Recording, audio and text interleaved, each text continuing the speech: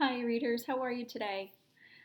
Today, I am excited to be here because I have one of my all time favorite books. I know I say that a lot.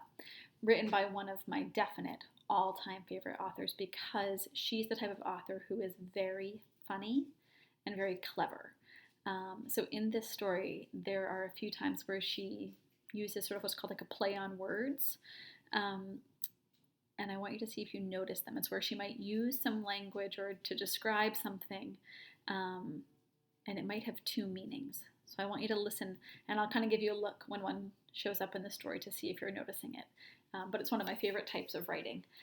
You may have read this book. It's a very popular story by Amy Krouse Rosenthal. It's called Spoon.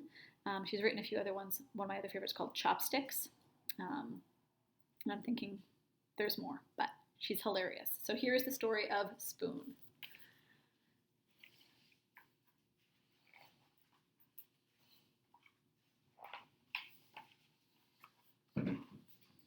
This is Spoon.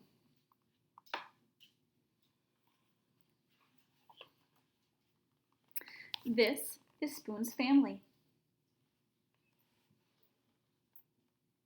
A lot of very different looking spoons, but all spoons. On Sundays, Spoon goes to visit his Aunt Silver. He has to be on his very best behavior there. She's very fancy and proper. Goodbye, darling. Ta-ta.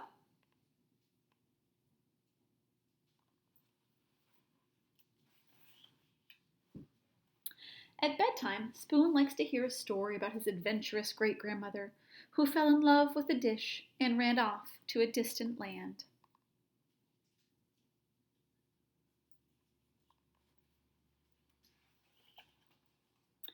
Lately, though, Spoon has been feeling blue. What's wrong? Asked his mother. You look a bit bent out of shape. Did you hear it? Bent out of shape, like how a spoon or a fork might bend if you use too much pressure. That's an example of what I was talking about with the play on words. Nothing, mumbled Spoon. It's just that, I don't know. All my friends have it so much better than me. Like Knife. Knife is so lucky. He gets to cut, he gets to spread. I never get to cut or spread. Yeah, Knife is pretty spiffy in that way, isn't he? I think he's feeling a bit jealous. And Fork is so lucky. She gets to go practically everywhere. I bet she never goes stir crazy like I do. Fork does get to go and make herself useful, doesn't she?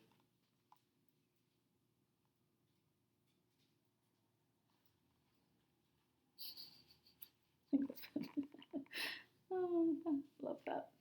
And this one up here. And Chopsticks? They are so lucky. Everyone thinks they are really cool and exotic. No one thinks I'm cool or exotic. Well, those chopsticks are something else, aren't they? I like that Mom's not really trying to talk him out of it. She's not like, no, they're not. She's just sort of like, they are. Meanwhile, if only Spoon knew what his friends were saying at that very minute. Spoon is so lucky, said Knife. He's so fun and easygoing. Everyone's so serious with me. No one's ever allowed to be silly with me like they are with Spoon. Spoon is so lucky, said Fork. He gets to measure stuff. No one ever does that with me. So it sounds like everybody's a little bit envious of one another. They're all sort of appreciating how different they are. Spoon is so lucky, said Chopsticks. He can go places by himself. We could never function apart.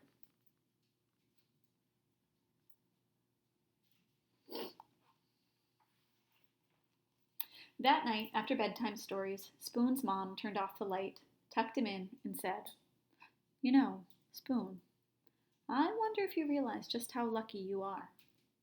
Your friends will never know the joy of diving head first into a bowl of ice cream. What do you think it feels like to dive head first into a bowl of ice cream? Don't go do it, but imagine. I'm picturing that if you're that spoon, it feels sort of like cool, almost like if you fell in the snow. I think that's maybe the closest thing I can think of. But I bet it tastes good and it smells good and I bet it's really smooth.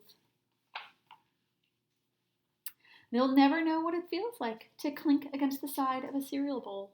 They'll never be able to they'll never be able to twirl around in a mug or relax in a hot cup of tea.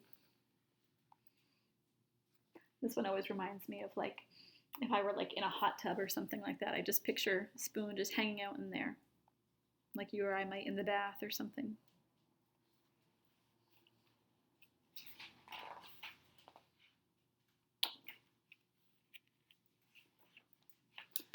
Spoon hadn't thought of it that way before. He lay awake in bed for a long time. His mind was racing. He felt so alive. There was only one thing to do. I can't sleep. Come, Snuggle. Come, Spoon.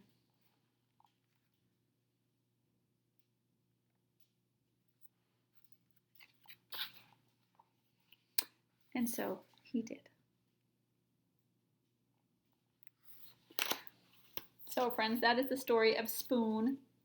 If you liked it, I would totally recommend that you check out other books by Amy Krouse Rosenthal. Like I said, she is a funny and witty author. Did you hear those other moments I was talking about? The play on words?